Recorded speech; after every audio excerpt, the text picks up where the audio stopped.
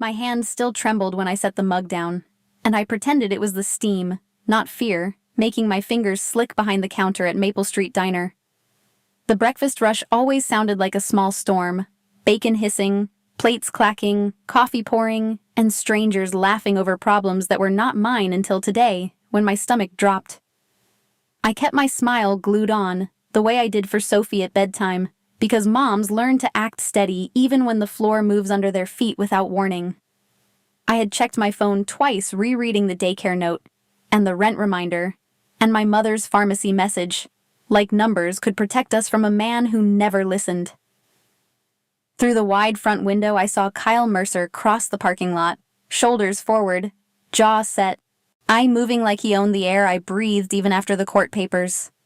The restraining order lived folded in my purse, creased and from being touched too often, and it felt useless the moment his boot hit the curb outside the diner door.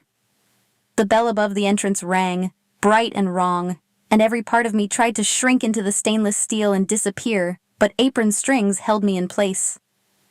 I felt eyes lift from pancakes and newspapers, curiosity turning sharp, and I hated that my private disaster could become morning entertainment for strangers before I could take a breath.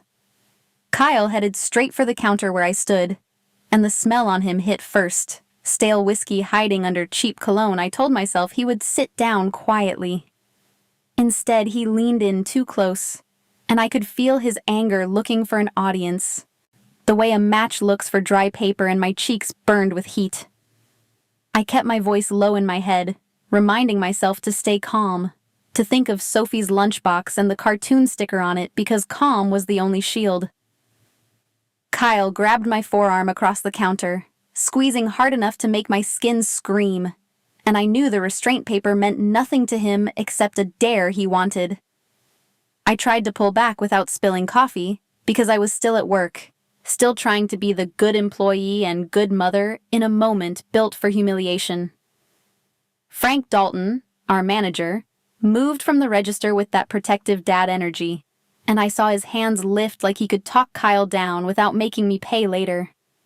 Kyle shoved Frank back with casual cruelty, and the room made a collective sound. A soft gasp that told me everyone was afraid but nobody knew what to do next. My face stayed polite while my heart sprinted, because a scene could cost me tips, and tips were groceries, and groceries were Sophie. That was the math of my life. I noticed the corner booth then, the one by the wall, and Adrian Romano sitting there with his newspaper folded like a weapon not raised, just ready, just quiet today.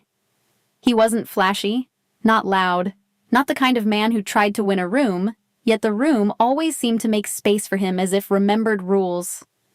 I had served him coffee for months, watched him tip too much, watched him leave without small talk, and assumed he was simply wealthy, not someone who noticed my bruises. Now he set the paper down with careful fingers, stood up, and the air between Kyle and me seemed to thicken, like oxygen turning into glass before it cut me. Adrian's suit was dark and clean, his posture straight, and he walked toward us with the kind of patience that makes people step aside even when they do not want. Kyle's grip loosened a fraction, not because he became kind, but because he recognized something he could not name and did not like a boundary that was not mine alone. Around us, plates stopped moving. The grill hiss faded into the background, and I felt the entire diner hold its breath with me waiting to see which man would win. Frank stayed near the register rubbing his chest, trying to look brave, and I hated that my safety depended on other people's courage when I had worked so hard alone. Adrian stopped a few steps away, close enough for Kyle to feel him, far enough that it did not look like a fight to police if anyone decided to call. I watched Kyle's eyes dart to the other customers, to the old veteran at the counter, to the family in the booth, calculating for the first time. He felt outnumbered. My anger rose behind my ribs, hot and bright, because none of this should have been my job to manage, especially not in public while my daughter waited for me. Still, I stayed upright, breathed through the shame, and let my eyes flick to Adrian once, asking silently whether he was real or just another man passing by my pain. He did not look at me like a spectacle, and that alone felt like a kindness, as if he saw Sophie's mother before my fear and decided she deserved peace. When Adrian finally moved closer, the bell above the door seemed to fade, and then I realized I still did not know who he was, only that Kyle had learned hesitate. Kyle backed away from the counter like a dog that had finally heard a deeper growl. He kept his eyes on Adrian, but his fingers stayed pointed at me, promising trouble without needing to touch me again. Then the bell over the door rang, and he was outside, swaggering into daylight as if the whole diner hadn't watched him lose. Sound rushed back in around me, silverware clinking, the grill hissing, someone laughing too loud to prove they weren't scared. My body didn't get the memo, though. My pulse still hammered, and my forearm burned where Kyle had squeezed. I kept moving because standing still would have meant shaking, and shaking would have meant crying, and crying would have meant everyone saw how close I was to breaking. Frank's face was pale under the fluorescent lights, and he rubbed his chest where Kyle had shoved him, trying to pretend it didn't hurt. I hated that my first instinct was to apologize, as if a man's violence was something I should clean up like spilled coffee. I slipped into the narrow hallway by the kitchen and pushed into the restroom, locking the door with fingers that felt borrowed. The mirror showed me what the diner couldn't. My smile was gone. My eyes were shiny, and red marks were already rising on my arm like fingerprints made of heat. I ran cold water and dabbed my cheeks, listening to my own breathing, trying to slow it down before it turned into a sob. This was the part people never saw, the aftershock, the way humiliation crawled under your skin long after the threat walked away. I thought about Sophie's morning voice, the way she asked if I would pick her up even when she knew the answer, and my throat tightened. I couldn't afford a scene at work, but I also couldn't afford to lose this job, not with rent due in 5 days and daycare pulling $320 a week from my account. Linda's heart medication alone was $180 a month even after coupons, and every time I said it out loud, it sounded like a cruel joke. So I straightened my ponytail, practiced a service smile that didn't reach my eyes, and told myself I'd fall apart later. When I stepped back onto the floor, a few regulars met my gaze and looked away gently, like they were handing me privacy. An older woman who always ordered oatmeal brushed my hand as I refilled her mug, and the simple touch nearly undid me. Frank hovered near the register, and keeping one eye on the door and one eye on me, and I could feel how badly he wanted to call the police anyway.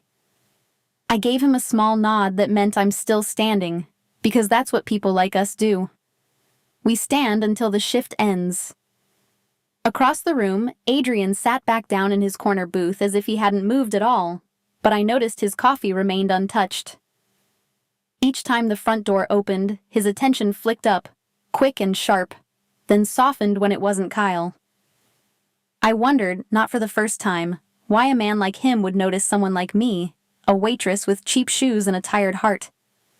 The answer should have been simple, but nothing about Adrian felt simple. Even the way people avoided his booth felt like respect, not fear. Around 10:30 a.m., my phone buzzed in my apron pocket, and the name on the screen made my stomach twist. Mom.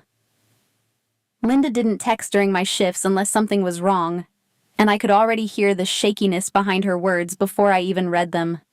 She needed me home, she said, and my mind spun through the possibilities, a dizzy list that always ended at the hospital. I found Frank and explained in a rush that my mom wasn't well, and he waved me off with the kind of permission that felt like mercy. I untied my apron strings, wincing when my bruised arm pulled, and I tucked my tips into my wallet like they were armor. As I headed for the door, Adrian rose from his booth and met me halfway, not blocking my path, just aligning with it. He didn't reach for me, but a small rectangle appeared on the counter edge near my hand, placed there with such discretion it felt like a secret. A business card, thick and plain, his name pressed into it, and beneath that a number that looked handwritten, as if he wanted me to have a way out. My first impulse was to refuse, because accepting help had always come with strings, but then I thought of Sophie's small backpack and Linda's pill organizer. I slid the card into my apron pocket like it might burn me, and relief fought suspicion in my chest, both equally loud. Outside, the sky was gray and heavy, the air humid enough to cling to my skin, and as I hurried toward my building, I saw a figure standing by the stairwell, waiting for me.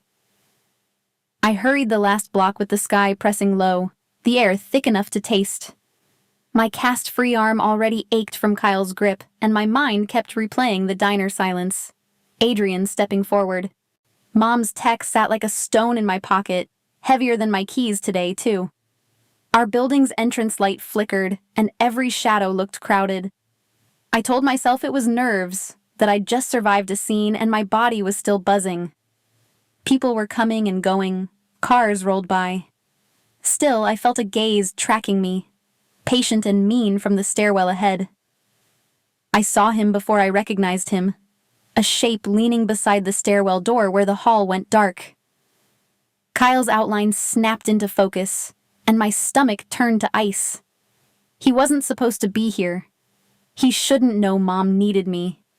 Yet he smiled like he'd been invited inside. Sophie's face flashed in my mind, gap-toothed grin, glitter glue on her fingertips.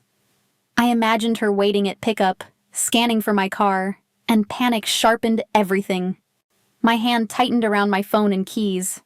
I calculated distance, exits, and whether anyone could hear me from the street right now.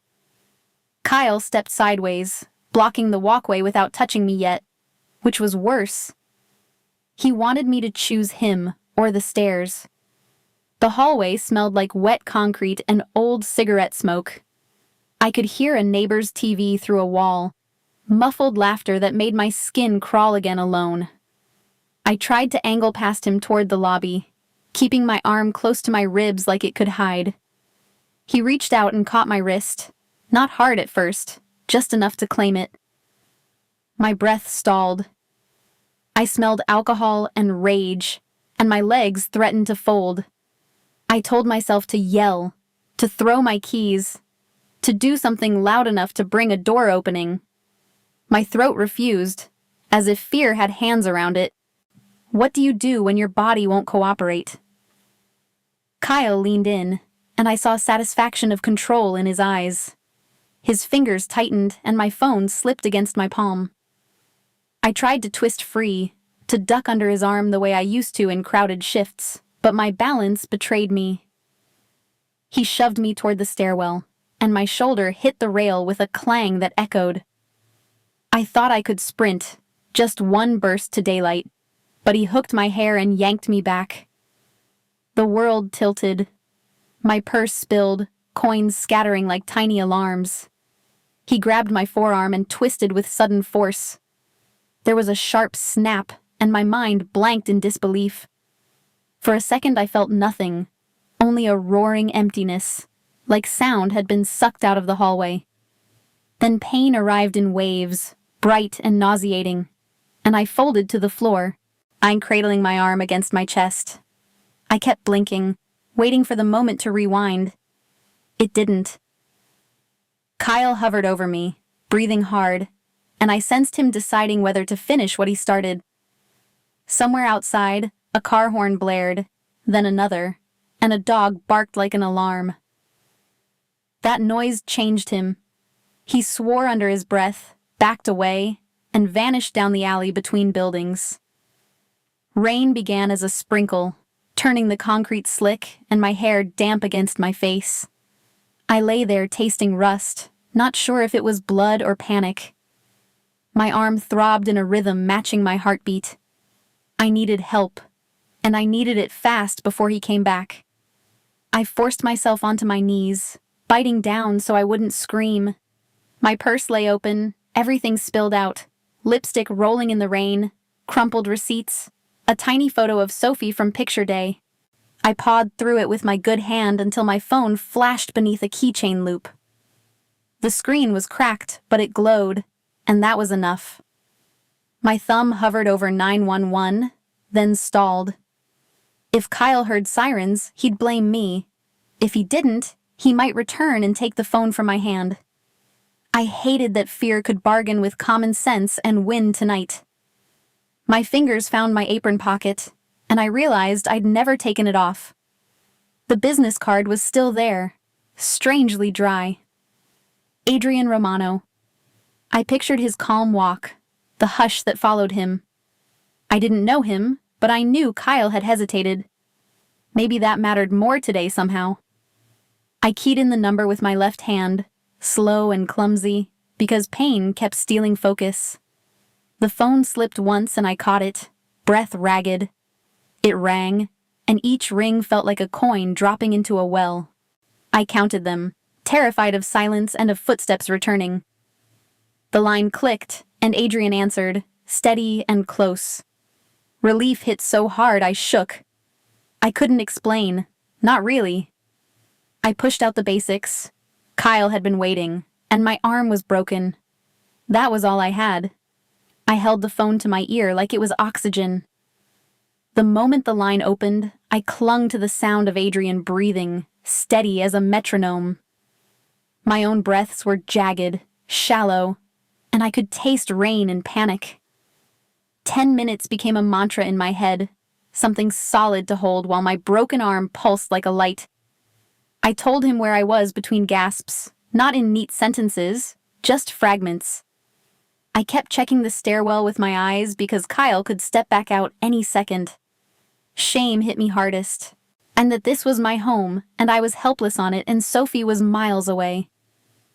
Adrian's tone did not rise, but it carried urgency, the kind that orders your body to cooperate. I focused on counting breaths, trying to stay awake. My phone felt slick in my palm. I kept thinking of daycare pickup and the empty curb if I did not show up again.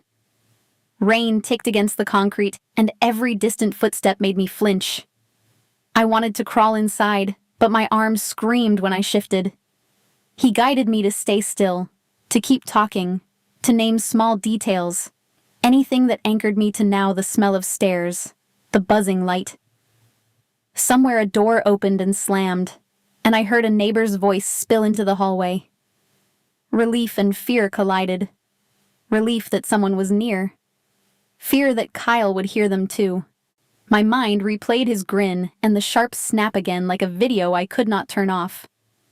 Sirens arrived as a rising howl, first far, then suddenly close, bouncing off brick. Red and blue flashed at the alley mouth, painting the rain.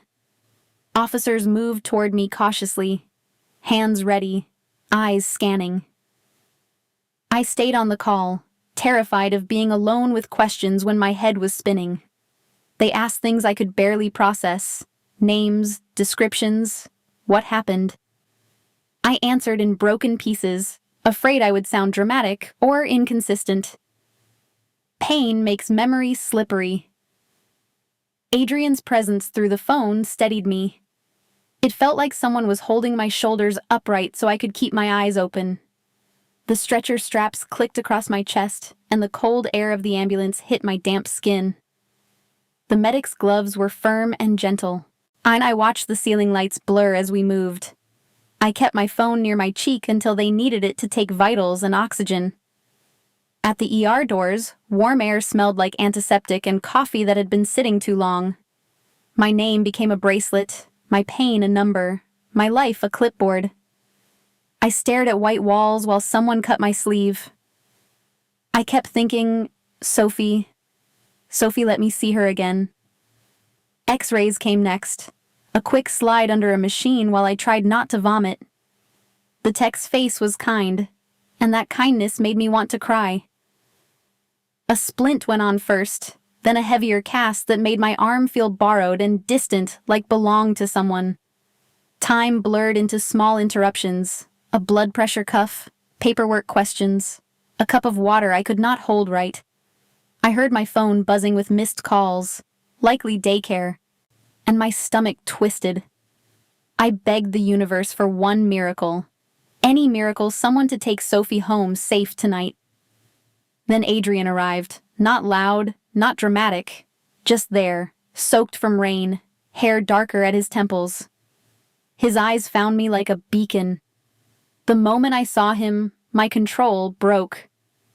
Tears slipped out because safety finally had a face I trusted, and I did not have to pretend. He moved with quiet authority, and people made space without being told. A nurse who had been brisk softened. A police officer lowered his voice, and forms seemed to appear already filled. I noticed it in the smallest things, the way doors opened faster when he nodded as if prearranged. I could not hear every word he said to staff, but I felt the message. She is mine to protect, handled with care. That should have scared me. Instead, it calmed me, and I was tired of begging systems to believe me before they helped, tired of explaining bruises like homework. While I drifted in and out, I caught Adrian on the phone, voice low, clipped, the way Frank spoke when the fryer caught fire. I did not hear names clearly, but I understood intent.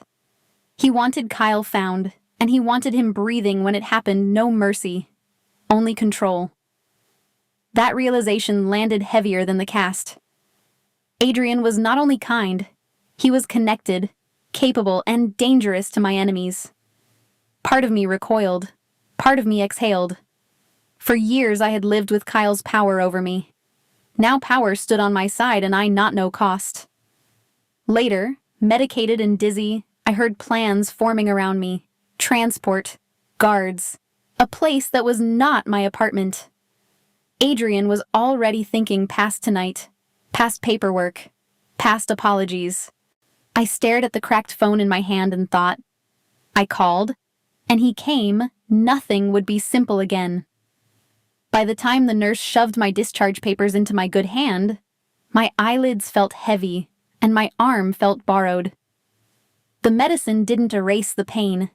It only blurred the edges, like my life had fogged glass over it. Adrian moved through the fluorescent haze beside me, handling signatures and prescriptions, keeping me steady when my knees threatened to fold. They didn't send me out the main doors to my apartment and my stairwell. I was guided to a covered pickup where rain ticked softly on metal and a black car waited with the engine running. The driver opened the door before Adrian reached it. I hated how fast my world was being rearranged, and I hated that part of me was grateful for it. On the ride, neon smeared across wet windows while my thoughts chased each other in circles. Sophie, daycare. The missed pickup call I still hadn't returned. Mom's text from earlier. Rent due in 5 days. Every worry pulled at me at once, and I could feel panic trying to rise again. Adrian's presence beside me didn't fix anything, but it kept the panic from taking the wheel. His building wasn't flashy. It was quiet stone, a lobby that smelled like clean wood, a doorman who watched everything without staring, and cameras that didn't pretend to be decoration. I looked down at my diner shoes and hospital bracelet and felt like a stain on a polished floor. My cracked phone sat in my palm like a charm I didn't deserve. The elevator climbed in silence. A guard in the hallway nodded to Adrian. I then scanned the corridor as if checking that the air itself was clear. I reminded myself I was here because I was scared, not because I wanted to be owned. Have you ever been so safe it feels like a trap just because you didn't build it yourself? Inside, the apartment felt lived in but controlled, soft lamps, heavy curtains, and a view of river lights trembling in the rain. I sat on the edge of a couch and fought the instinct to apologize for taking up space. Pride whispered that help always comes with a bill. Exhaustion whispered that tonight I couldn't pay anything except honesty. Mom arrived not long after, damp hair, swollen eyes, her shoulders stiff with the effort of staying composed. Seeing her cracked me open. I hadn't protected her. I dragged her into my storm. I wanted to confess every bad choice that led here. But instead I leaned into her and let her hold me while my cast rested between us like proof.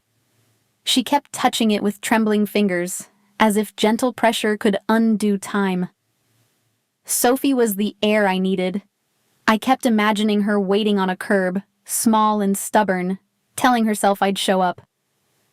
Then the front door opened again, and a familiar daycare worker stepped in with Sophie's pink backpack and her worn stuffed rabbit. Adrian must have arranged it while I was half asleep in triage.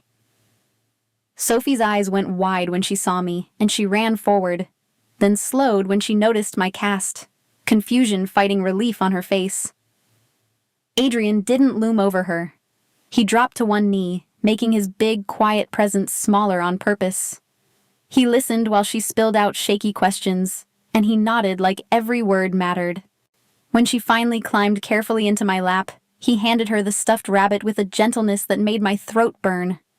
I watched his hands stay open, never grabbing, never forcing, and I wondered what kind of man learns that kind of care. Night settled. Mom fell asleep in a guest room down the hall. Sophie dozed on the couch, rabbit pressed to her cheek. Adrian laid a blanket over them and guided me to an unfamiliar bedroom where the sheets smelled like fresh laundry. My cast bumped the pillow when I shifted, and pain flashed bright enough to make my stomach roll. In the hallway, I heard a guard's slow footsteps and the faint beep of a keypad. It should have comforted me, but it reminded me why we needed it. I lay awake listening to the city hum, distant sirens, an elevator chime, the soft click of a lock somewhere. Routine used to be my armor. Coffee at dawn, Sophie's shoes lined up, my apron tied tight. Now routine was gone, and safety was something handed to me in a place I didn't understand. I stared at the ceiling and asked myself what protection costs, and whether accepting it means trading pieces of your life without noticing. From the other side of the door, I heard Adrian's low voice on the phone, measured and controlled. I couldn't catch every word, but I caught the shape of them. Extra guards, cameras checked, entrances watched, and Kyle's name spoken like a problem that would be handled. The walls around me felt solid, yet I understood the truth beneath the quiet. Kyle was still out there, wounded and furious, and morning hadn't arrived yet. Morning came gently, the way it always used to before Kyle learned my schedule. Before my bones learned fear. I woke in a room that smelled like clean linen and expensive soap, with pale light sliding between heavy curtains. The cast on my right arm lay across my stomach like a block of ice, reminding me I couldn't even pull my own hair into a ponytail. For a few seconds I forgot where I was. Then I heard the muted city hum beyond the glass and the soft click of a hallway door somewhere outside. Sophie was curled in the chair beside the bed, rabbit tucked under her chin, breathing slow. Across the suite, Linda slept in the guest room, her overnight bag on the floor like proof she had made it through the night. I listened for her breathing too, the way I did when she'd had bad days with her heart. Somewhere in the kitchen water ran, steady and controlled, and I imagined Adrian already awake, already managing consequences while the rest of us tried to feel normal. I wanted to believe the walls around us were enough, that the night had held, that today could be about healing and phone calls to daycare. Then Adrian's phone vibrated on the counter, and the calm shattered without warning. He turned on the television, and the screen filled with a shaky early morning shot of my diner. Maple Street Diner wasn't just a job to me. It was where Frank saved leftover pie for Sophie, where regulars asked about my mom, where the smell of coffee covered up loneliness. Now the front windows were black holes, and smoke curled into the wet air while firefighters moved like shadows behind a curtain of water. I caught flashes of a familiar sign warped by heat. The booth where Adrian always sat. The counter where I'd counted tips for rent. A siren screamed in the background, and my stomach went hollow. Kyle hadn't only broken my arm. He'd taken a match to the one place I felt like myself. I pressed my good hand over my mouth, tasting last night's medicine, and tried to picture Frank's face when he saw the damage. Were my coworkers safe? Had anyone been inside? My brain kept searching for a reason, even though I knew the reason had a name and a grin. Rage rose so fast it made me dizzy, because the diner had done nothing except give me honest work. It was my sanctuary, my second home, and now it was ash on a newsfeed. Adrian didn't say much.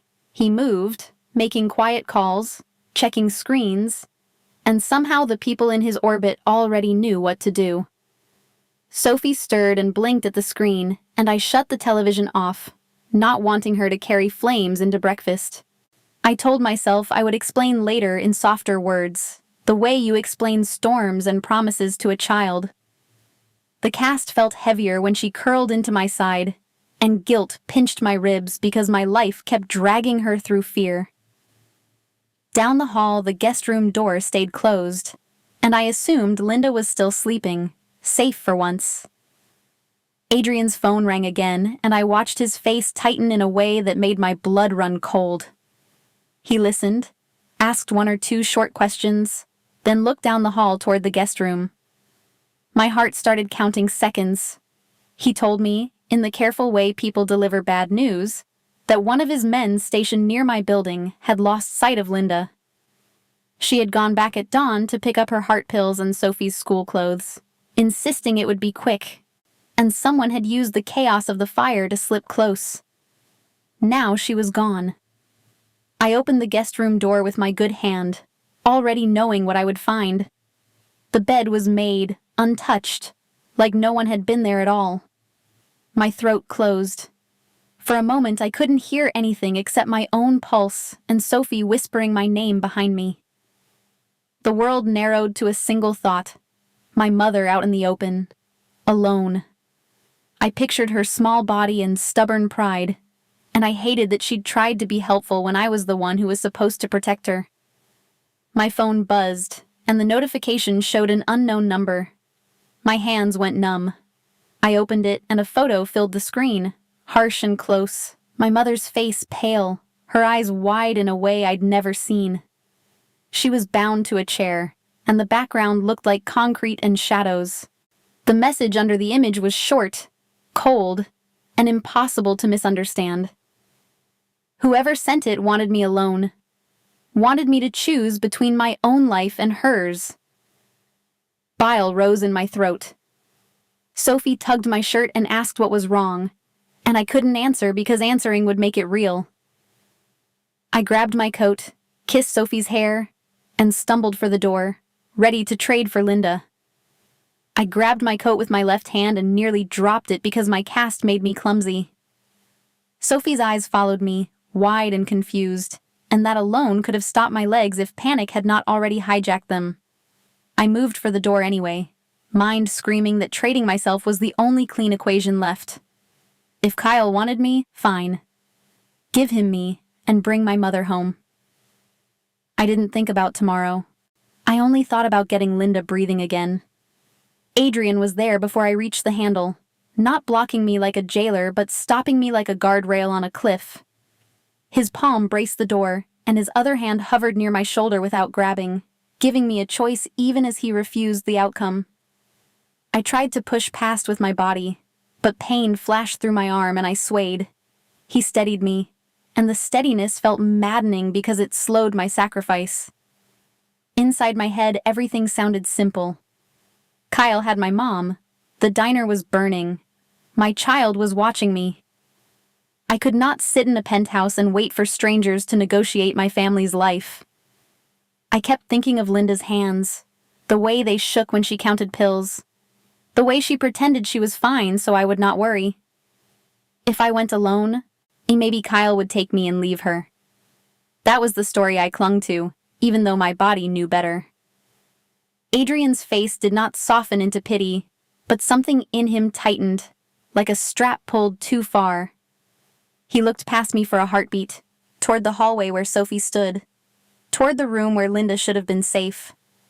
Then his gaze came back, and I felt the weight of an old memory he rarely allowed near the surface. He didn't dramatize it.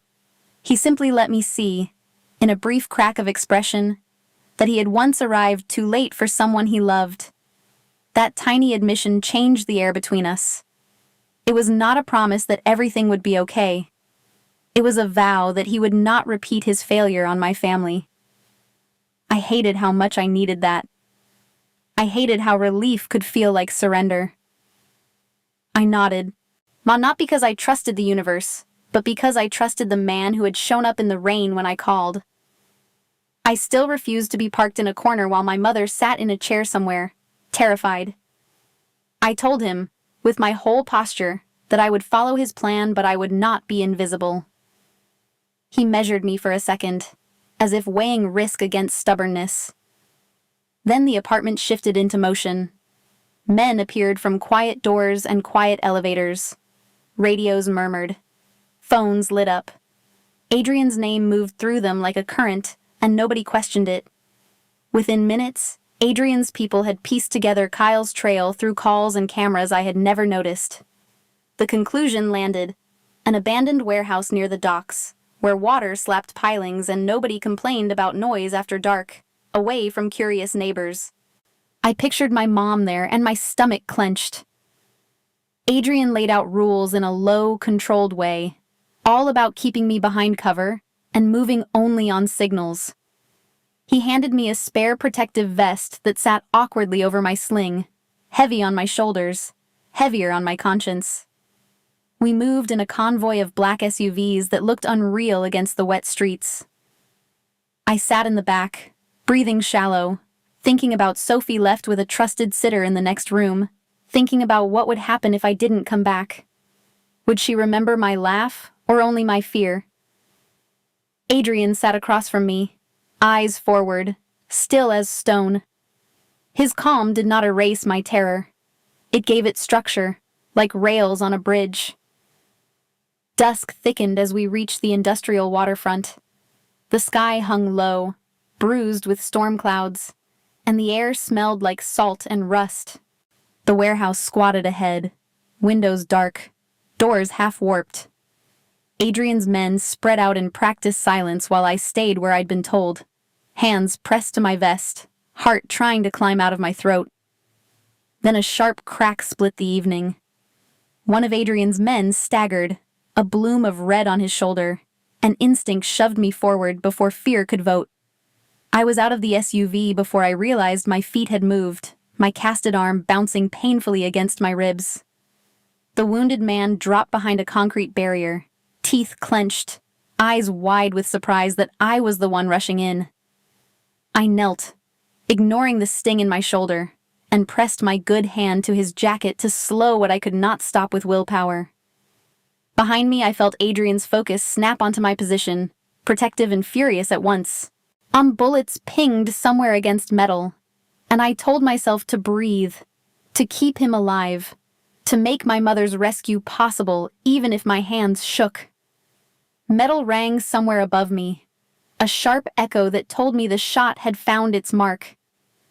The man in front of me dropped hard behind the concrete barrier, his breath coming out in a strangled hiss. Rain misted off the dockside wind, cold on my cheeks, and grit pressed into my knees as I knelt. My cast knocked my ribs when I leaned in, and pain flared bright. But my hands moved anyway, because my brain knew this feeling.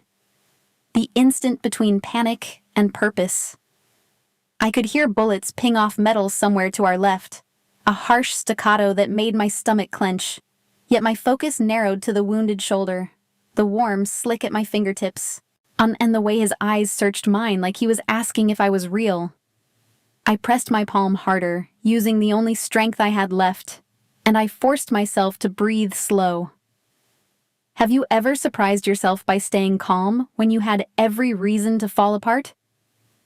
Behind the barrier, the air smelled like wet wood and old oil. The man grunted as I shifted, and I felt my own arm throb under plaster, reminding me that I was supposed to be the one protected tonight. But my life had never worked that way. I had changed diapers with a fever, balanced bills with a calculator app at midnight, and carried Sophie up 3 flights when the elevator broke. Care was my instinct, not a performance. I tore at the hem of my shirt with my teeth, not thinking, just acting, and used the cloth to keep pressure where it mattered. My fingers shook, but the shaking did not stop them. The wounded man's breathing steadied a fraction, and I caught a flash of disbelief on his face, like he could not understand why a waitress with one arm in a cast was the one holding him together. Adrian was a shadow at the edge of my vision, moving between pillars with a controlled ferocity. Every few seconds his gaze snapped to me, then back to the warehouse door, like he was fighting 2 wars at once. I I could feel his fear sharpen into discipline, the way a storm tightens before it breaks. Part of me wanted to shrink under that gaze, to hide and let his world swallow mine. Another part of me rose up stubborn and clear. My mother was inside, and Sophie was waiting for me to come home alive. I looked up long enough to catch Adrian's eyes again and shook my head, a silent command in reverse, begging him to move toward my mother while I held this line. The urge to plead stayed in my throat, but my body said enough as I braced my knee against the concrete and pulled the wounded man farther behind cover. A near miss sparked off the ground a few feet away, showering us with pebbles. My heart jumped, and for a split second my vision tunneled to black. Then I heard Sophie in my memory, laughing at the kitchen table, and the tunnel widened again. Adrian's men shifted positions, their boots soft on wet gravel. One of them glanced at me, then at the blood on my hand, and his expression changed from skepticism to something like respect. I didn't want respect. I wanted my mom. I wanted my daughter to never learn the sound of a bone giving way. But in that moment, being useful was the only way I could keep breathing. The wounded man gripped my sleeve with shaking fingers, and I nodded at him, letting him borrow my calm the way I used to let Sophie borrow mine when thunder scared her. I checked his face, watched his chest, and when his breathing stayed even, I knew we had bought minutes. Minutes were everything tonight. I shifted my weight, biting back a groan as my cast bumped the barrier, and I raised my good hand toward Adrian, palm open, steady. It was my signal, my promise that I would stay put and keep this man alive if Adrian went inside. Adrian held my gaze one last time. The fury in him did not vanish, but it focused, like a blade set in the right direction. He nodded once, small, decisive, and turned. His team flowed toward the warehouse door in a tight line, shadows against rusted steel. The door yawned black, swallowing their outlines one by one. I stayed behind the barrier with the wounded man, my breath loud in my ears, my mother somewhere beyond that darkness. The last thing I saw was Adrian's shoulders disappearing into the void, and the last thing I felt was the cold weight of waiting, like standing on the edge of a story that could still end wrong. I pressed my forehead to the barrier and listened. Radio murmurs, footsteps, a sudden hush, then a dull thud that made me flinch. I counted breaths again, mine and his, and promised Sophie I would come back. Beyond the door, darkness swallowed every answer. I stayed behind the barrier, palms sticky, listening to footsteps inside, and counting the wounded guard's breaths beside me again. Every muffled thud made my stomach drop, yet I kept pressure steady. I'm praying my mother was still alive somewhere inside. I wanted to obey the plan, but my feet itched toward the door, toward answers, toward Linda's voice right now. When the radio murmurs softened, I edged closer, half crouched, keeping the injured man tucked behind cover with my body. The warehouse doorway yawned black, and cold air rolled out smelling of oil, rust, and old seawater under flickering lights. Inside, Adrian's men moved like shadows, boots whispering on concrete, while my heart slammed against my vest in fierce panic. I saw crates stacked like crooked walls, and a single chair centered beneath a hanging lamp, ropes draped over it. That chair hit me harder than gunfire, because it proved someone had waited there, powerless, praying for rescue just like. My throat tightened as I searched the dim corners, following the echo of voices and the scrape of a boot. Near a support post, I spotted Linda, wrists bound, shoulders hunched, eyes bright with terror and stubborn life still there. Relief flooded me so fast my knees softened, then fury followed, hot and aimed at the man who took her. I moved before thinking, and one of Adrian's men caught my shoulder gently, guiding me forward as danger cleared around. Linda's gaze found me, and I felt years of worry collapse into one breath I could finally release for her. They cut her free quickly, hands efficient, and she stumbled into me, and I wrapped my good arm tight around. I pressed my cheek to her hair, whispering comfort in my head, promising Sophie was safe, and we would endure. Over Linda's shoulder, I saw Kyle dragged into the open, face swollen, swagger gone, breathing like a cornered animal tonight. He dropped to his knees on the concrete, and the sound of it felt like a door slamming shut finally. I expected my body to shake, but instead a strange calm rose, steadying me from the inside out at last. Have you ever realized your fear was the only thing keeping someone powerful? And once it's gone, they shrink too? Kyle looked up at me, trying to speak, but I heard only the memory of his control, fading fast now. I stepped closer, not to threaten, but to claim my life back, telling myself I was done with him forever. For Sophie, for Linda, for the girl I used to be, I refused to give him another inch of me. Adrian stood behind Kyle with a gun, arms straight, expression empty, rage contained so tightly it scared me to watch. For a terrifying beat, I thought he would pull the trigger, and the warehouse seemed to hold its breath too. I watched Adrian's eyes, dark and distant, like a storm over deep water, and I understood his power was real. But I also saw the line he fought not to cross, and I begged him silently not to do it. Blood would not heal me, and it would not heal Sophie, and it would chain Adrian to Kyle forever either. Adrian exhaled slowly, and the gun lowered, not in mercy, but in deliberate judgment that felt heavier than any bullet. He chose a cage made of concrete and years, choosing law over blood, making Kyle live with consequences for once. Kyle's shoulders sagged in shock, and I realized Adrian's restraint was the sharpest punishment he could offer in this world. Outside, sirens grew louder, a rising wail threading through the cracks, pulling the night toward accountability for all of us. And Adrian had tipped them, I understood, and now time tightened, pushing his men to vanish before lights arrived outside here.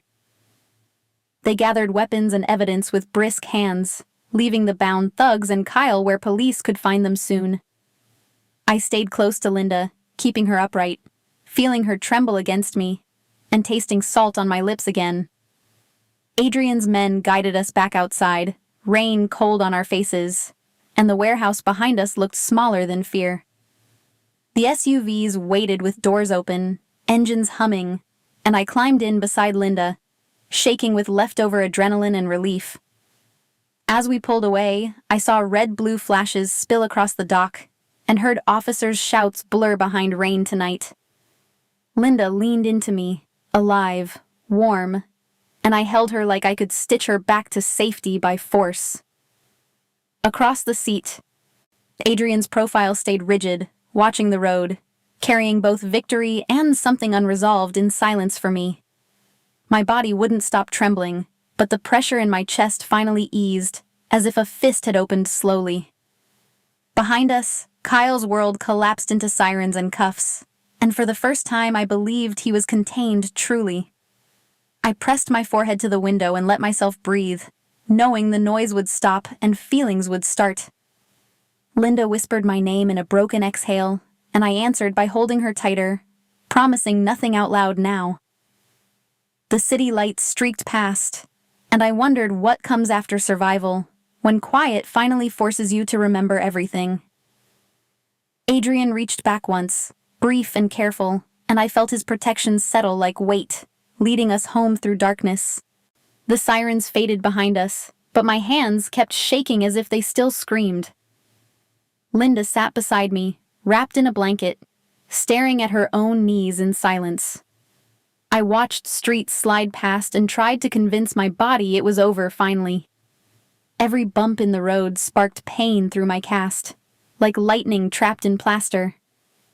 Adrian sat across from us, jaw bruised, eyes scanning mirrors, breathing slow and controlled always. I kept thinking of Sophie, safe somewhere above the city, waiting for my return tonight. My mind replayed the chair and ropes, then the way Adrian lowered his gun down. Relief came in waves, then guilt, because my mother was hurt because of me again.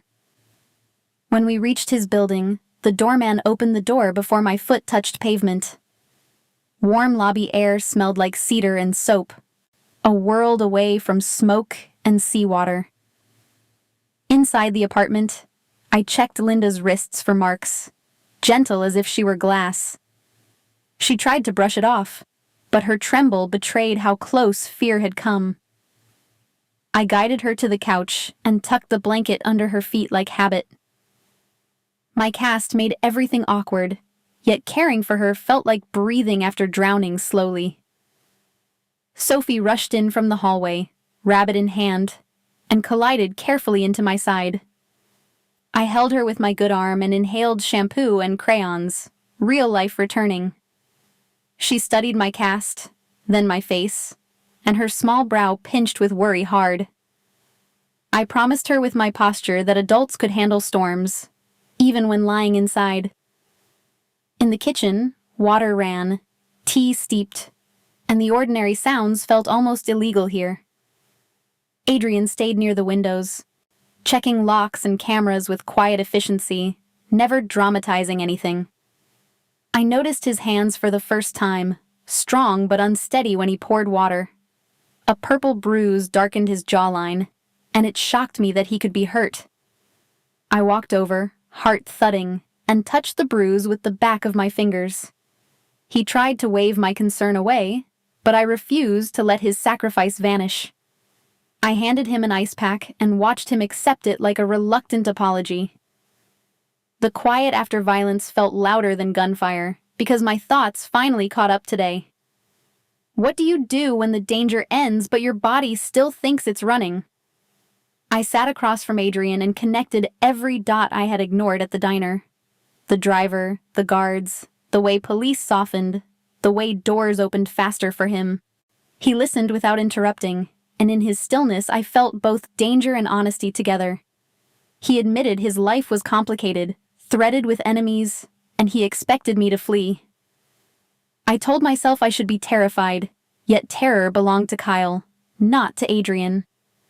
Adrian's power had been a shield, not a cage, and my instincts recognized that difference. I was cautious, not naive, and I needed boundaries more than grand promises ever again. He offered me space to choose, and the respect in that offer loosened my fear. When he stepped closer, he paused, waiting for my nod, and I gave it quietly. His hand warmed my cheek for a second, and I felt seen instead of handled. Our kiss was brief and gentle, more like relief than romance, more like healing too. I pulled back first, checking Sophie's room, and because motherhood never stops watching the door either. Adrian understood without offense, and that understanding made me trust him in a new way. Later, while Linda slept again, Adrian asked about my dreams the way someone asks weather.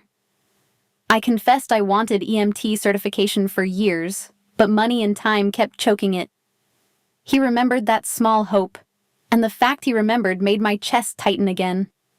He offered to cover course fees, arrange flexible work, and erase the barrier in front. My first reaction was panic, because gifts from men often came with invisible chains attached.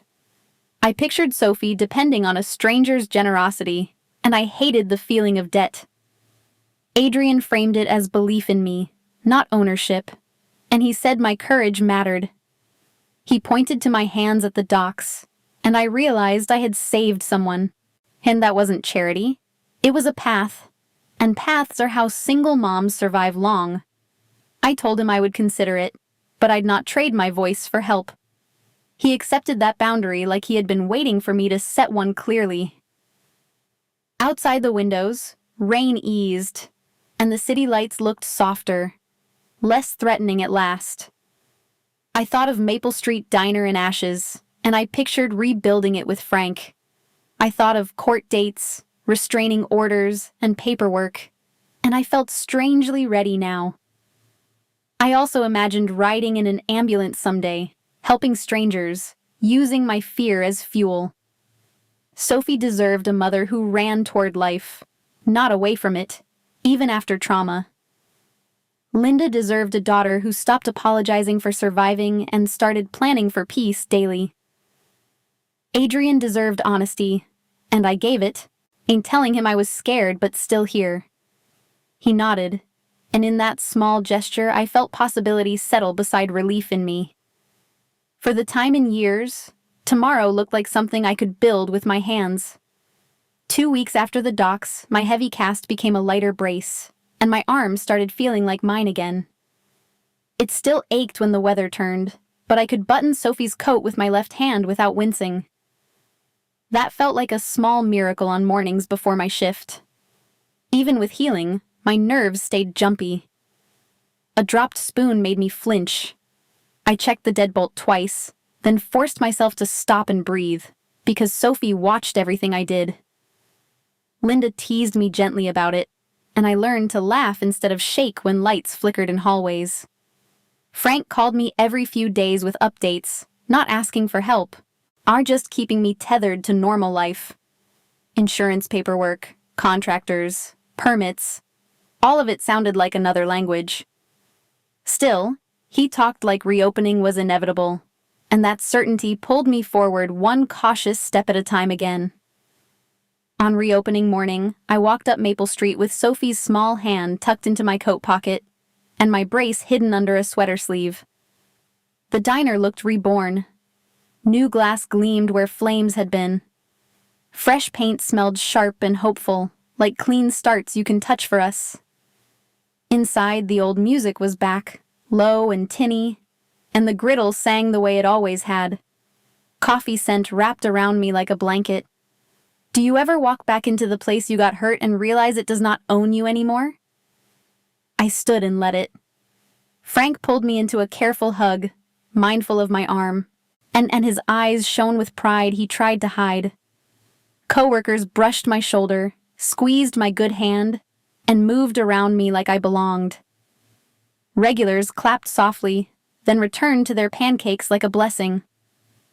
I almost cried. Someone joked about my coffee being legendary, and the room warmed the way it did before my life became headlines. I rolled my eyes and got back to work, grateful for ordinary teasing. When Sophie waved from a booth, I felt my spine straighten, as if my body remembered joy. Kyle and the men who helped him were in custody, waiting for trial, and that fact settled over Harbor Point like sunlight after storms. I did not celebrate their downfall. I celebrated my daughter sleeping at night. I celebrated Linda walking to the mailbox without fear clenched in her throat. Frank told everyone insurance covered some, but not all, and then he waved a newspaper clipping about an anonymous donor who filled the gap. The windows, the wiring, the new booths, all paid for. My stomach flipped because I could feel Adrian's fingerprints in that generosity without seeing them anywhere. I hated needing help, yet I loved what the help protected. Adrian had not rebuilt the diner to own me. He rebuilt it because it mattered to me, and because Frank mattered to the neighborhood. I held gratitude and discomfort at once. Learning pride can be loud, but safety louder. Late morning, Adrian appeared in the corner booth, impeccably dressed, reading as if nothing had ever exploded. He kept distance, letting the diner be mine again. Yet his eyes followed me with concern whenever the door chimed. The booth that once felt intimidating now felt like shelter I could choose. When my shift slowed, I slipped into his booth for a breath. Under the table, his fingers brushed my good hand, careful, asking permission in the gentlest way. I leaned in and pressed a quick kiss to his cheek, then pulled back before anyone could stare too long at us. That evening, after Sophie fell asleep, I opened my laptop and filled out the EMT program forms Adrian had found. My heart pounded like I was doing something reckless, not responsible. An email confirmation arrived minutes later, and I stared at my name on the screen until tears blurred it. My brace still ached, and my mind still jumped at sudden footsteps, but my world was widening. Rebuild was not only new windows and paint, It was learning boundaries, accepting support without surrender, and choosing work that saved lives. I imagined myself trained and steady, and it felt possible now. Before bed, I set my cracked phone beside Sophie's lunchbox. The spiderwebbed screen looked like a scar I refused to hide. It pulled me back to wet concrete and a trembling call for help. One call rerouted my life. I breathed in the quiet and knew the chapter was mine. Tonight, after my shift, the cracked phone sits beside the coffee station at Maple Street Diner, like a tiny, stubborn monument. The screen is spiderwebbed, the casing scuffed, and it still works just enough to remind me how close I came to losing everything. I keep it there on purpose, not for drama, but for truth. One call did not save me by magic. A chain of choices did. I chose to leave Kyle. I chose to file papers even when they felt useless. I chose to keep showing up for Sophie and Linda, even when shame tried to glue me to the floor. And on the night my body finally failed, I chose to reach outward instead of swallowing my fear alone.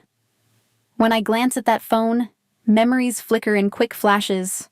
Not a movie, just anchors. Sophie's small hand in mine on reopening morning. Linda's relieved breathing when she realized she was still here. New glass in the diner windows catching sunlight. Adrian Romano in the corner booth, quiet as ever. Not demanding attention, only keeping watch like a promise he never had to announce. I used to think being helped meant being owned. That belief kept me trapped longer than any bruise. What changed was learning the difference between control and support. Adrian did not erase my choices. He made room for them.